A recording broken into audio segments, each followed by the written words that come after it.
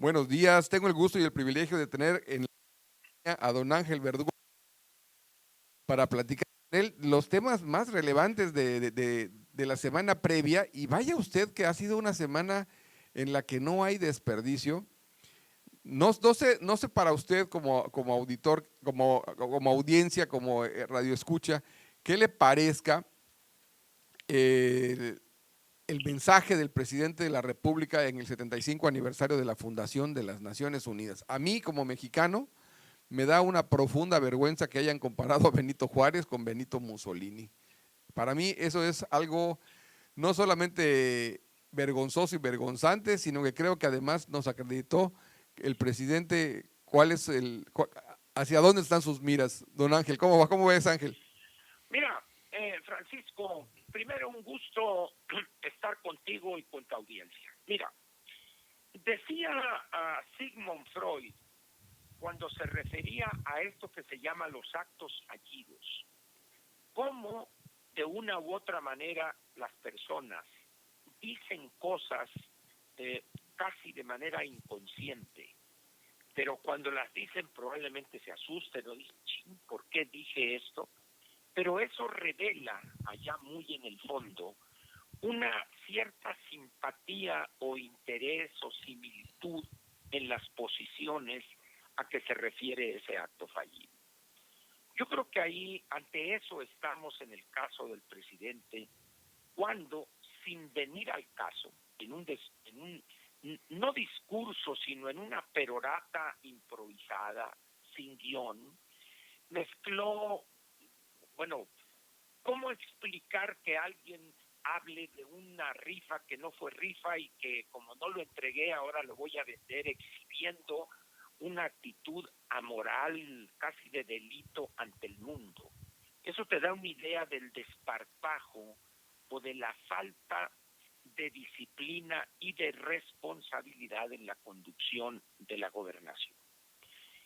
Y llega al extremo del ridículo, pero también de la gravedad, cuando él, sin venir al caso, menciona como casi un homenaje, dice, cuando el padre de Benito Mussolini le pone a su hijo Benito en honor de Benito Juárez.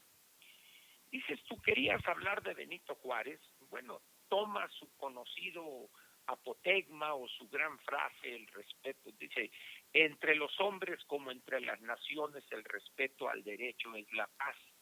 Embonaba perfectamente en el 75º aniversario de las Naciones Unidas, por qué surge, en qué condiciones, es decir, podría haber dicho algo sensato y sobre todo relacionado directamente con la celebración de los 75 años de las Naciones Unidas, cómo ha contribuido a mantener una paz, si gustas, en algunas regiones prendida con alfileres, pero estamos viviendo, Francisco, el periodo después de de la Segunda Guerra Mundial, más prolongado donde no hay una gran guerra en el mundo. Así es. 75 años, con ligeras variantes y un conflicto regional aquí, allá, más allá, pero básicamente son 3/4 de siglo en paz. Así es. Podía haberlo dicho, podía haber bordado México, miembro fundador de la ONU y de las organizaciones que surgieron en el acuerdo de Bretton Woods, el Fondo Monetario Internacional, Banco Mundial, etcétera, etcétera. Y sin embargo, cita a Mussolini, dice uno, Dios mío, ¿qué está pasando en nuestro país? Pero esa propensión a ese fascismo medio disfrazado, encuentra una expresión lógica y natural en lo que le vimos a Claudia Sheinbaum ayer. La toma de un edificio propiedad de la Comisión Nacional de Derechos Humanos en el centro histórico, en las calles de la República de Cuba. Y una una participación de una alta ejecutiva de una empresa que se dedica al manejo de recursos humanos, que en uso de su libertad personal y de sus posiciones políticas, dirige ella una organización feminista y fue a llevarles algo de mercancía, de mandado, como decimos en Sonora, y cosas, y alguien le pasó una información o equivocada o alarmista, y de ahí se cuelga la señora Sheinbaum para hacer fe lopista. Incluso, de repente el presidente, creo que en la mañanera de hoy, sin venir al caso, dice: las pugnas entre los grupos se debió al consumo de alcohol. ¿Qué cosa? Dice uno, bueno, al final de cuentas, ¿cómo puedes tú opacar una causa? Algunos dirán mal manejada por el uso de la violencia, etcétera. Pero ¿a qué viene esa denostación sistemática? Eso de querer involucrar a una empresa donde de inmediato despidieron a esta ejecutiva y se deslindaron de eso. Dice uno, es evidente que en estos personajes cercanos a López hay una propensión a decisiones autoritarias, pero no autoritarias en cualquier sentido, Francisco, sino autoritarias en el sentido de lo que piensa. Es decir, este es un gobierno que está exhibiendo lo que algunos hemos dicho desde hace tiempo, el gobierno de pensamiento único. Los gobiernos unipersonales llevan más temprano que tarde a querer establecer el pensamiento único. Y tú vete en la historia del siglo XX, Lenin, Stalin, Mao, Castro, Hitler, Chávez, Maduro, Hitler, Mussolini. Es decir, señores, allí está, o sea, los ejemplos históricos no dejan lugar a dudas. Y evidentemente hay caciquillos menores que tienden también a eso. En el caso de López, no estamos ante un municipio del feraz trópico mexicano, 2.000, 3.000 habitantes. Estamos ante un país que es número 11 en población y número 14 o 15 en tamaño de su economía. Es decir, estamos aquí ante un país que además es un jugador activo de peso en los mercados globales en cuanto a importaciones y exportaciones se refiere. Entonces, cuando tenemos un gobernante que cita a Mussolini, no importa el contexto ni la intención, el hecho es que una organización que surge de un esfuerzo aliado para combatir ese nazifascismo y Japón, las potencias del eje, y que lo cite el jefe de Estado mexicano, evidentemente hay una pérdida de brújula o, para decirlo más claramente, este gobierno jamás ha tenido una brújula. Y eso, Francisco, es un gran peligro, porque además estamos ante un gobierno que apenas va a cumplir 22 meses.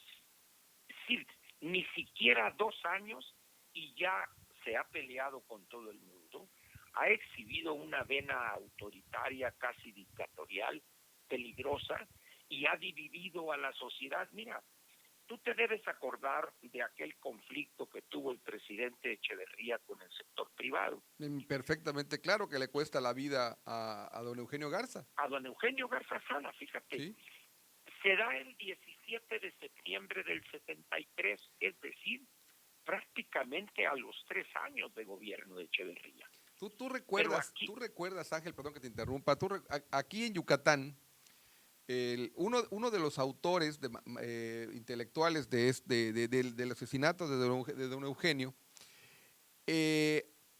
pasa a la historia, lamentablemente, porque él es una de las personas que confiesa haber integrado la cédula para operar el secuestro. Así es, el secuestro fallido. Y él aparece en la vida pública de manos de una persona que, bueno, ella no tiene necesariamente que ser responsable por los hechos de su marido, es el esposo de Dulce María Sauri. Así es, de Dulce María Sauri Riancho. Sí, José Luis Sierra Villarreal, que viven aquí en Yucatán. Así es. Entonces dice uno, o sea, no cabe duda que el mundo es casi un mundo bizarro este país, ¿no? Claro. O sea, esas apariciones de esos personajes, dices, yo entiendo la aclaración obligada que haces de que no tienes por qué cargar con las culpas o los actos del esposo incómodo, Claro. pero de alguna manera, pues sabes, ¿no? Es decir, No eres ajeno a ello. efectivamente, ¿no? Entonces, es como si, por ejemplo, yo que participé en el movimiento del 68, estuve en Lecumberri, y decir, bueno, es que mi esposa no tiene, no. Es evidente que mi esposa en aquel entonces era solidaria con Claro. esas actividades. Entonces, Compartían el si criterio. bien no cometió delito alguno, vamos a ponerlo de esa manera, pero Pero había tampoco una, tú, Ángel, tampoco tú, efectivamente, estar en contra del régimen y expresarlo no es, abiertamente, no es así es, estar, no es motivo para que te tomen como delincuente. de acuerdo. Pero ahora, en ese caso de ese proditorio crimen, porque además fue un asesinato vil, Así dice es. uno, y luego que además su hermana, ¿verdad? Es presidente de la Comisión Nacional de Derechos Humanos, la actual señora Piedra Ibarra. Sí. Entonces dice uno, bueno, pues simplemente por decencia política, pues, ¿no? Pero en fin, pero esto nos lleva a lo que comentábamos. ¿Qué clase de gobierno tenemos? ¿Qué es lo que está dejando ver? ¿Y qué es lo que podríamos esperar el año electoral que ya comenzó y lo que se ve como una violencia incontrolada? Y te doy elementos, Francisco. Si nosotros vemos las noticias o los datos duros del número de políticos, candidatos o no candidatos, o expresidentes municipales, síndicos, etcétera, que fueron asesinados en la elección anterior, la del 18, nos Sí. vamos para atrás. ¿Y qué va a pasar el año próximo cuando estos grupos delincuenciales que solamente han recibido chanclazos que no tienen efecto alguno, o un conjunto de abrazos que tampoco son útiles o eficaces, pues cuando de repente un partido nomine como candidato en cierto municipio a alguien que no está dispuesto a transigir o a alinearse con estos grupos delincuenciales, lo van a matar? Y luego allá, y allá, y allá, y más allá, en cientos, 300, 400 municipios donde tienen vigencia esos grupos, ¿qué va a decir el gobierno? Pórtense bien, hombre, respeten a los candidatos. ¿Y qué va a pasar cuando esos asesinados sean solo de partidos de oposición, pero ninguno de Morena? Es decir, esas son las eventualidades que podrían darse en la campaña a partir de febrero o marzo del año próximo. Recordemos que vamos a tener disputa de 15 gubernaturas, Francis. Imagínate, Ángel, hay al menos en este día de hoy, aparece la nota en la portada del periódico Reforma, al menos 18 casetas de autopistas en 11 estados del Bueno, país están tomadas. tocas algo a lo que el presidente se refirió hace unos cuantos días, es que esas son intenciones de robar, de apropiarse de recursos, y de repente la Guardia Nacional libera las casetas en Nayarit que tenían, creo que 9 meses tomadas. Bueno, pero todas las casetas de la autopista 4 carriles en Sonora tienen 2 años tomadas. Y luego las casetas aquí pegadas a la Ciudad de México, la de Tlalpan, la de salida a Cuernavaca, Sí. tomadas, ahora ya incluso pusieron tiendas de campaña ya, es decir, van a acampar. Y el presidente, bueno, pórtense bien, hombre. Y se pregunta uno aquí, ¿dónde está la ley? ¿Dónde está la protesta de respetar la Constitución y de las leyes que de ella emanan? ¿Dónde están? ¿Acaso tenemos que aceptar eso de manera impasible y casi con resignación franciscana, de manera pasiva, y decir, bueno, pues es que así es el presidente? El problema es que no importa cómo sea un presidente, un gobernante, lo que importa es que su obligación primera es garantizar el bien supremo por excelencia, el bien público, que es la seguridad al ciudadano en su persona y en su patrimonio. Y eso hoy, por desgracia, y desde hace muchos meses, y lo más probable es que se dé en los próximos meses también, no habrá la provisión obligada del Estado, encarnado en el presidente, que a su vez es jefe de gobierno, de la seguridad para los mexicanos, Francisco. Yo creo muy Eso es, preocupante que desde el día uno toma protesta, jura a, a la Constitución, a hacer cumplir las leyes que de ella emanan, y como primer acto va a un evento netamente religioso de una cultura indígena milenaria, pero pero violentando el Estado además, laico porque participa en así esa es, ceremonia, pero ¿no? fíjate qué bueno que mencionas eso también. El día de la victoria, el 1 de julio, en un hotel de Avenida Juárez, donde celebraron ahí y se juntaron, hubo un acto prácticamente de una religión cristiana oficiado por este señor Flores, presidente en aquel entonces del Partido Encuentro Social, Sí. leyendo pasajes de la Biblia, y dices, ¿nos habremos convertido en Irán, un estado teocrático? O sea, Elegimos un algo, ayatolá por lo que podemos ver. o sea, digo, con todo respeto para los ayatolas, Ayatolas, ¿verdad? claro. Pero un ayatola rastacuero, ¿no? Pues esas son las cosas, Francisco, hombre, y eso es lo que nos espera. Así es que, No tienes idea cómo aprecio tu visión de este país. no me digas, Francisco, hombre. Muchas gracias. Te Gracias a mando un ustedes. abrazote. Que sea una Igualmente, y excelente listos semana para para el ti. próximo martes. Aquí nos vemos. Ándale pues, gracias. Hasta luego.